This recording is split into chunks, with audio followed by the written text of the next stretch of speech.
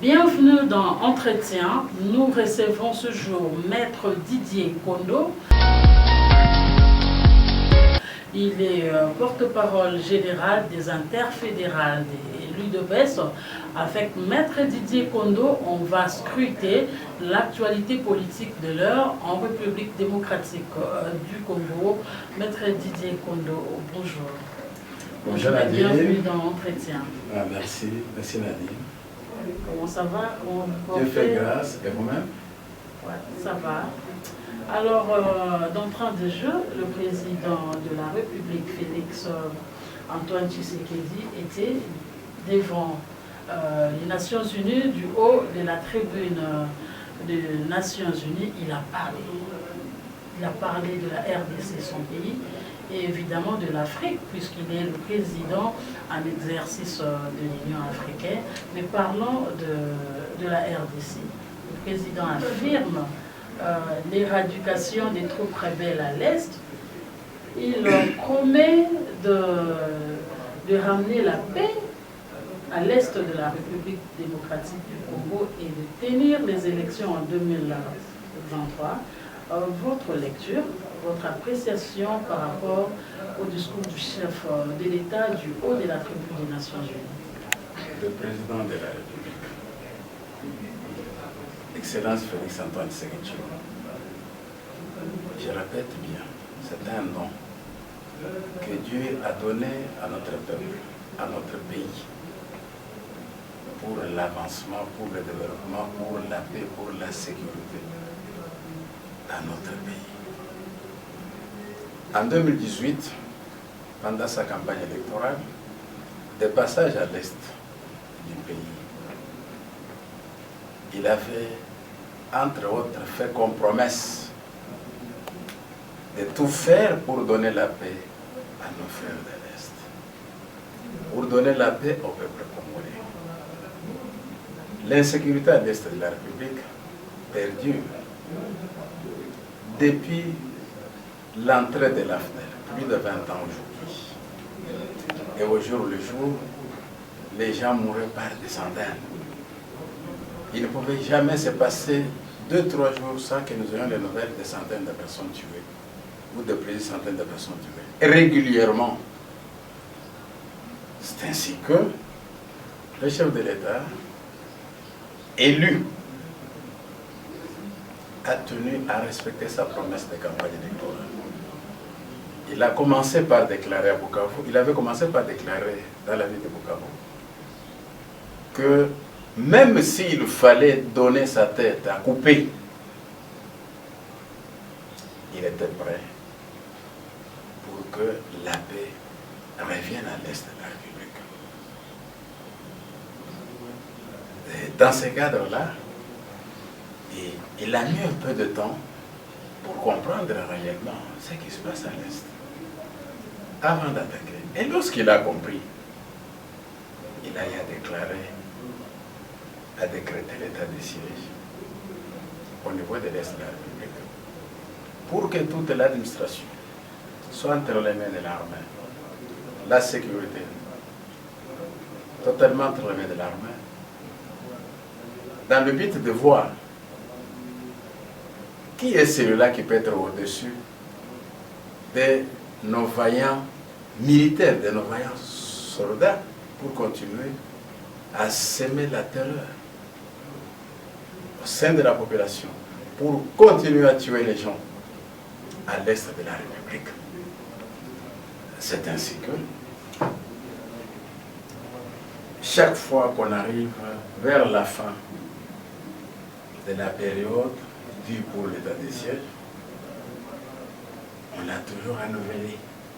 Maître Kondo, pourtant l'état de siège perdure, mais la sécurité ne finit pas. On assiste tout le jour à des tueries. Vous avez posé la question, madame, Jean-Luc.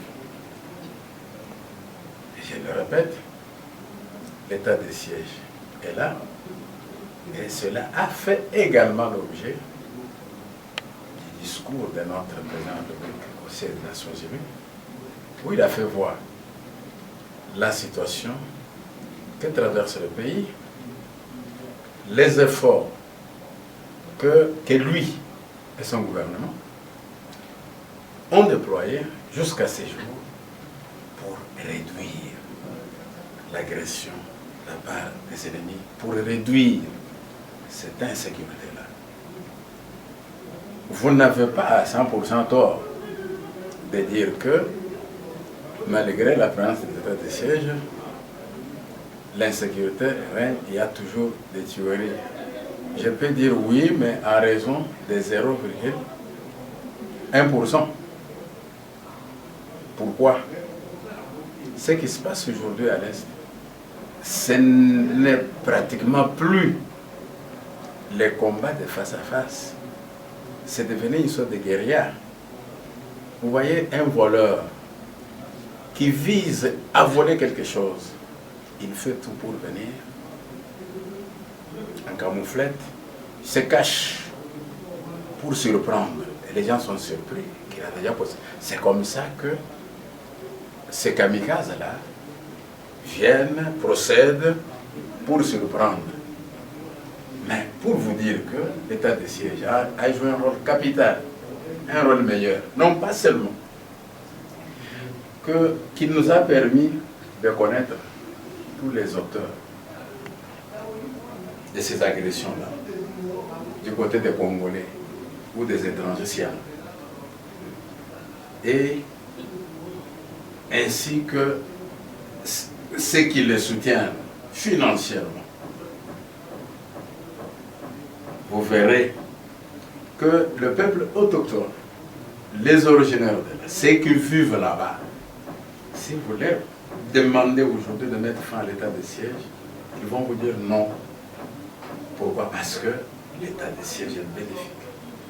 Si hier, c'était des centaines de gens qui étaient tués au jour le jour, au quotidien, aujourd'hui, on peut parler de 2 ou 5 personnes après une semaine ou après même 2 semaines.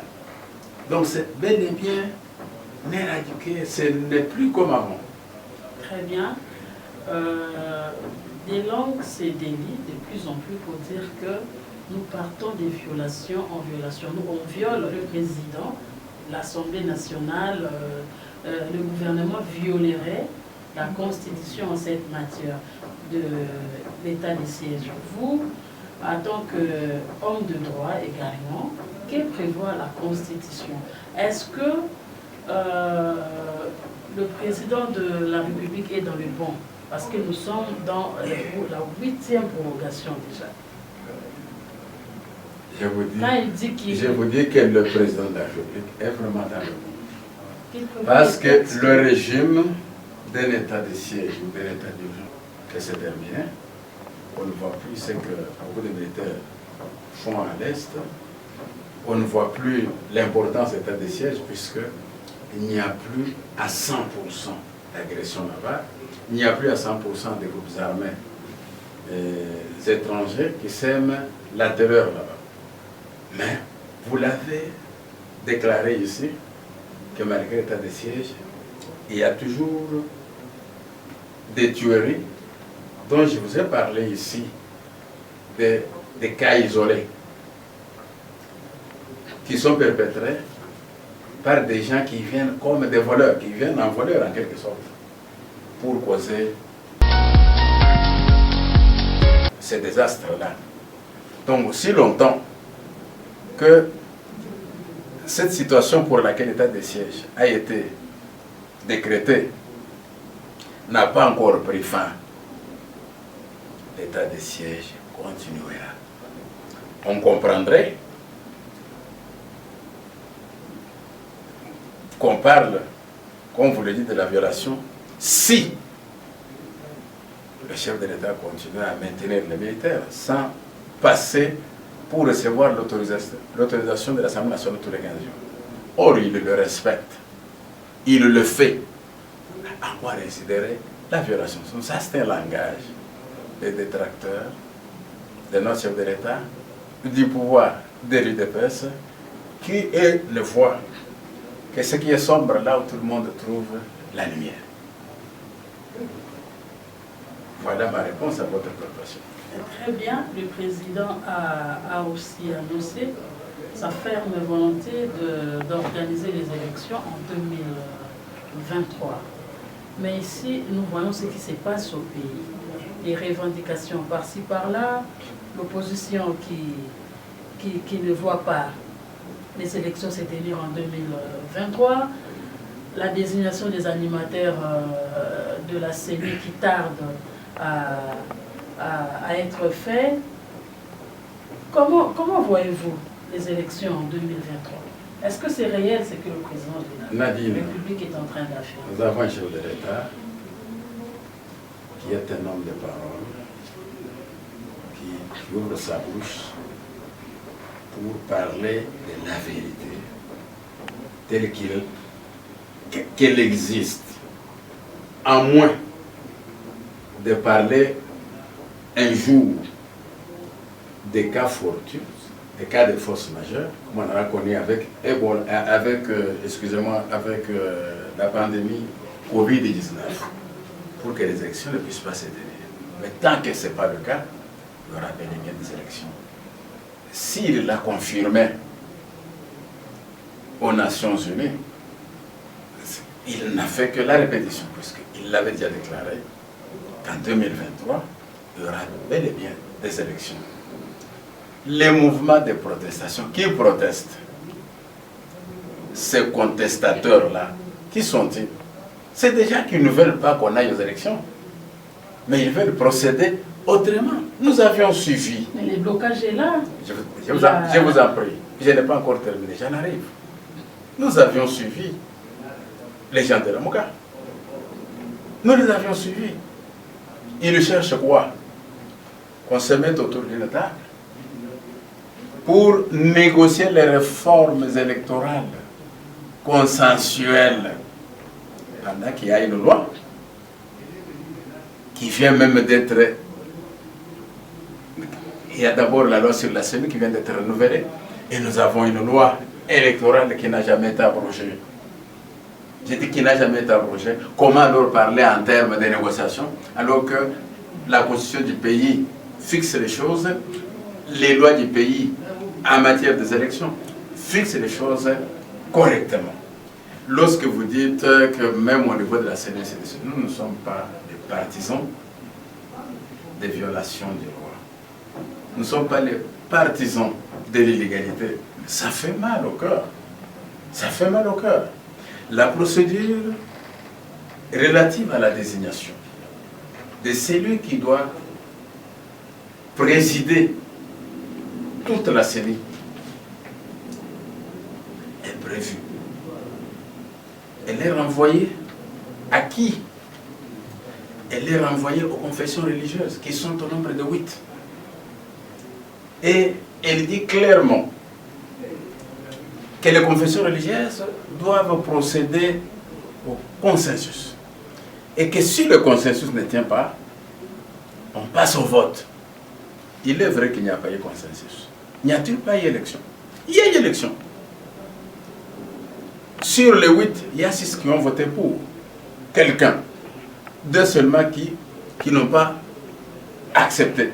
Mais les deux là ne sont pas les moindres. Excusez-moi. Ce ne sont pas le moindre. Excusez-moi. Non, madame. Aucune loi ne dit que pour considérer la majorité, il faut que parmi ceux qui ont donné lieu à cette majorité-là, on trouve les plus importants au monde, ou les plus importants universellement. La loi ne dit pas ça. La loi parle de la majorité en ce qui concerne ceux qui doivent voter. Il y a eu 8. Sur le 8, 6 ont voté pour. Que vient faire l'histoire qui ne sont pas les moindres, et ainsi de suite. Mais même ceux-là que vous qualifiez qui ne sont pas des moindres, admettons-le. Quelles sont les élections d'un seul dirigeant numéro 1 de la CENI qui les ont déjà acceptés? Malo qui était un prêtre comme eux, un pasteur comme eux, ne l'avait-il pas contesté? Ngoï Mulunda, est-ce qu'il ne l'avait pas contesté? Nanga ici, ils n'ont pas contesté? Et c'est pour autant que la machine avait été arrêtée, où la CENI a continué à faire son travail. Pourquoi cette fois-ci il faudrait Arrêtez ça. Non. Mais Maître Didier, bien qu'il y ait eu élection de ces 6 autres confessions religieuses, mais nous assistons au blocage, bien qu'ils ont déposé leur PV, mais bon, l'Assemblée nationale ne les convoque toujours pas. La plénière de l'entérinement, on demande l'arbitrage du chef de l'État qui ne vient pas aussi. Vous savez quoi? Non. Vous n'allez pas demander au président de la République, Excellence Félix Antoine Tshisekedi Tshilombo, de devenir subitement un directeur, un dictateur, excusez-moi, de commettre des violations, de commettre des illégalités. À quelle étape il est concerné par cette procédure de désignation? C'est lorsque l'Assemblée, après avoir convoqué sa plénière, confirme que tel sont désignés et envoie cette liste au chef de l'État pour qu'il prenne son ordonnance d'investiture. C'est à ce moment que le chef de l'État intervient, qui le peut dire qu'ici il y a quelque chose qui ne va pas, où ça va, et l'intérim. Comment on va lui demander de venir jouer un rôle qui n'est pas le sien? Parce que s'il ose le faire, malheureusement, heureusement qu'il ne le fera pas, on dira quoi? C'est aussi un dictateur comme les autres. Voilà, il commence par violer ce que prévoit la loi en ce qui concerne la désignation des animateurs de la CENI. La loi ne donne que des petites conditions. Ceux qui sont désignés là, n'ont-ils pas de probité morale? N'ont-ils pas une expertise requise? C'est des personnes valables qui répondent à tous ces critères-là. Moi, je ne vois pas pourquoi cela va prendre du temps. Mais pour ceux qui disent que même au niveau de l'Assemblée, non, l'Assemblée n'a pas croisé ses bras. C'est la même Assemblée qui a mis en place une commission pour voir, pour apprécier et faire rapport. La commission a déjà fait son rapport. Qu'est-ce qui reste? La convocation de la plénière. Non pas seulement pour constater qui sont réellement désignés, mais également pour examiner beaucoup d'autres matières, puisqu'il n'y a pas que le cas de la CENI, il y a beaucoup d'autres cas. Et vous pensez, vous, au niveau de l'UDPS ou vous, personnellement, que l'opposition réclame en vain? Parce que pour l'opposition, la loi n'a pas requis le consensus. Vous savez quoi? La loi sur la CENI n'a pas requis le consensus. C'est que la RDC serait devenue le genre. Je répète bien, c'est que la RDC serait devenue le genre. Je vous dis vrai. Je ne raconte pas ma vie. C'est prévu qu'il y ait un consensus. Et si le consensus échouait, on passe au vote. Il n'y a pas quelque chose qu'on a imaginé, c'est quelque chose de prévu. Tout est légal. Mais vous savez, quand quelqu'un veut noyer son chien, il accuse de quoi? Des rages. Même quand le chien réellement n'a pas de rage. Mais parce que son souci, c'est de l'abattre, c'est de le tuer, le faire disparaître. Donc tous les mots sont possibles. J'ai dit bien tous les mots sont possibles. On a connu sous Joseph Kabila, on n'a pas vu l'aider là se mettre debout pour dire non, nous ne pouvons pas, non. C'était des acclamations, sur acclamation. Si ce n'est pas des acclamations, c'est des contestations biaisées. Pourquoi j'ai dit biaisées? Ils n'allaient pas loin. Ils nous ont promis les résultats des urnes. Les vrais là, et qui n'avaient pas qualité pour le faire. L'ont-ils fait? En 2011, ils avaient promis ces résultats-là. Jusqu'à la mort d'Étienne Tshisekedi, docteur Étienne Tshisekedi Lumumba, d'heureuse mémoire. On n'a jamais connu, on n'a jamais vu ça, ils n'ont jamais publié ça. Et chaque fois qu'ils publient des histoires, c'est des choses qui les engagent, qui n'ont rien à faire avec l'organisation qui est la série. Donc, même si vous n'aimez pas un parti politique, vous n'aimez pas un président de la République, mais vous oubliez votre mission qui est une mission première, qui est celle d'évangéliser. Vous savez, quand vous évangélisez, c'est pour gagner des âmes à Christ. C'est cela qui est extrêmement important. Donner le salut éternel à quelqu'un. Là, le problème ne se pose pas, tout le monde est correct. Là, il n'y a pas de tribu. Il n'y a pas d'ethnie. Il n'y a pas de différence, de différentes langues.